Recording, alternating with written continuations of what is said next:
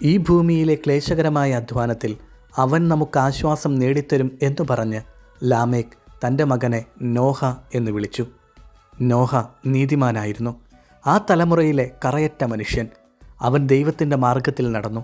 അങ്ങനെ നോഹ കർത്താവിൻ്റെ പ്രീതിക്ക് പാത്രമായി.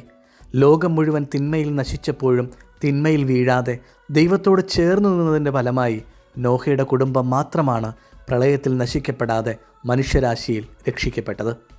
നിനക്ക് ചുറ്റും തിന്മ കൊണ്ട് നിറഞ്ഞാലും നീ ദൈവത്തിൽ ജീവിച്ചാൽ നീ മാത്രമല്ല, നിന്റെ കുടുംബവും രക്ഷ പ്രാപിക്കും. അബ്രാമിൽ നിന്നും അബ്രഹാമിലേക്കുള്ള ദൂരം അത്ര എളുപ്പമുള്ളതല്ല. അബ്രഹാം എന്ന വാക്കിൻ്റെ അർത്ഥം വലിയ ജനതയുടെ പിതാവ് എന്നാണ്.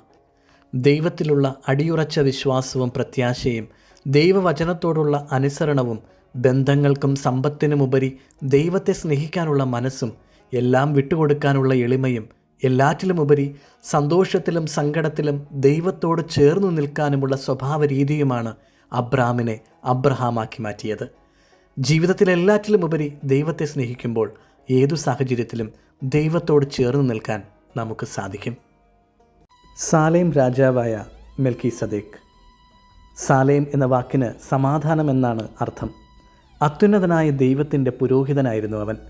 അബ്രഹാമിനെ സ്വീകരിക്കാനായി അവൻ അപ്പവും വീഞ്ഞും കൊണ്ടുവന്നു.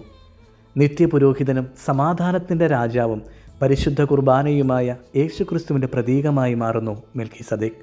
ഒരു പുരോഹിതൻ്റെ ആശീർവാദം ആദ്യം നമ്മൾ കാണുന്നത് മെൽക്കിസദേക്കിലാണ്. അവൻ ഇങ്ങനെ അബ്രഹാമിനെ ആശീർവദിച്ചു: ആകാശത്തിൻ്റെയും ഭൂമിയുടെയും നാഥനായ അത്യുന്നതനായ ദൈവത്തിൻ്റെ കൃപാകടാക്ഷം നിൻ്റെ മേലുണ്ടാകട്ടെ.